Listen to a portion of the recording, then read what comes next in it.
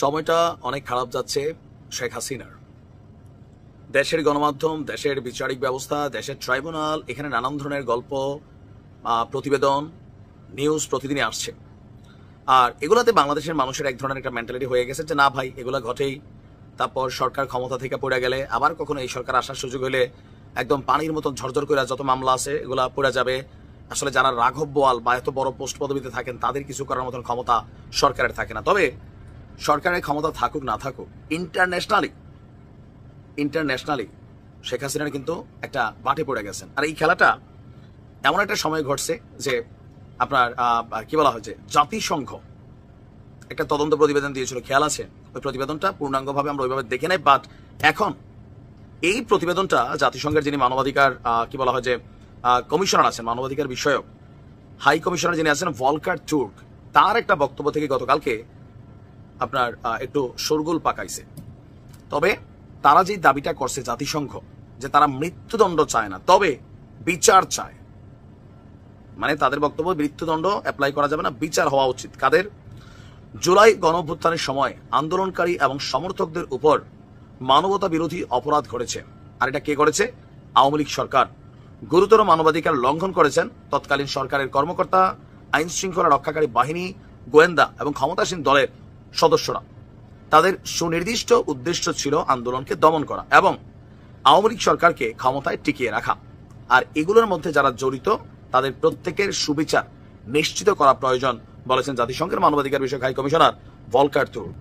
গতকালকে আপনার জেনেভায় জাতিসংঘের মানবাধিকার বিষয়ক কার্যালয়ে যে কাউন্সিল ছিল, সেই কাউন্সিলের 55তম অধিবেশনে তিনি বলেছেন বাংলাদেশে 2024 সালের 1 জুলাই থেকে 15 আগস্ট পর্যন্ত মানবাধিকার লঙ্ঘন নিয়ে জাতিসংঘের তথ্যানুসন্ধান দলের যে প্রতিবেদন, সেটার বিষয়বস্তু উপস্থাপন করেছেন ভলকার তুর্ক। তিনি বলছেন বাংলাদেশে পদ্ধতিগতভাবে গুরুতর মানবাধিকার লঙ্ঘন করা হয়েছে। শতাধিক বিচার বহির্ভূত হত্যা, নির্বিচারে গ্রেপ্তার, নারী শিশুদের নির্যাতন, বিরোধীদের নির্যাতন, সহিংসতা চালানো হয়েছে। মানবাধিকার লঙ্ঘনের উদ্দেশ্য ছিল আন্দোলন দমন করা এবং সরকারকে ক্ষমতায় টিকিয়ে রাখার। সবকিছু হয়েছে আওয়ামী লীগের নেতৃত্ব এবং জ্যেষ্ঠ নিরাপত্তা কর্মকর্তাদের নির্দেশনায়।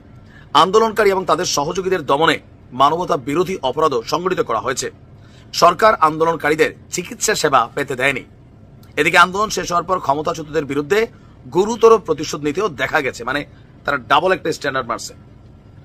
আওয়ামী লীগ মানবাধিকার লঙ্ঘন করছে, তো এখনকার সরকার কি বৈশা বৈশা দুধ দিয়া সর দিয়া ভাত খাওয়াচ্ছে? না, এই সরকার ক্ষমতায় আসার পরেও আপনার যারা ক্ষমতাচ্যুতি হয়েছে 5 আগস্টের পর আগের সরকারের সমর্থক, পুলিশ এবং সংখ্যালঘুদের উপর গুরুতর প্রতিশোধ দিতে দেখা গেছে। জাতিসংঘের এই রিপোর্টটা ডক্টর ইউনূসকে এখানে কিন্তু একটা লারা দিয়া গেছে। এই যে সংখ্যালঘুদের উপর গুরুতর প্রতিশোধ কিসের? পলিটিক্যালি সেটা তো বলে না, যে সংখ্যালঘু যেটা পাকিস্তান, ভারত বলছে, আমেরিকা বলছে, বিভিন্ন মানবাধিকার সংগঠনগুলো বলছে। পরবর্তী পদক্ষেপ হিসাবে জবাবদিহিতা নিশ্চিতের বিষয়টি তুলে ধরেছেন তুল। তিনি বলছেন জবাবদিহিতা নিশ্চিত প্রচেষ্টা শুরু হয়েছে। আন্তর্জাতিক ট্রাইব্যুনালে অনেক মামলা হয়েছে, তবে এই সকল মামলায় সুবিচার নিশ্চিত করতে হবে।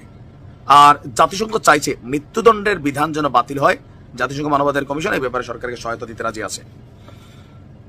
এই রিপোর্টটা ইন্টারন্যাশনাল লেভেলে খুবই একটা ভ্যালুয়েবল রিপোর্ট, যেটা আওয়ামী লীগ সরকারের প্রধান যিনি ছিলেন শেখ হাসিনা সহ একদম ঊর্ধ্বতন বেশ কিছু নেতারা, প্রশাসনের কর্মচারীরা, প্রত্যেকের জন্য খুবই নেগেটিভ।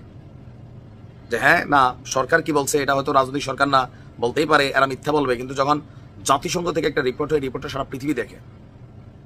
ইন্টারন্যাশনালি এক ধরনের ইমেজ সংকটে মানবতার মা হিসেবে তিনি বেশ কয়েকবার উপাধি পাইছিলেন, রোহিঙ্গা জায়গা দিয়া, সব কিন্তু শেষ হয়ে গেছে। দেখা যাক কি হয়। ভালো থাকুন।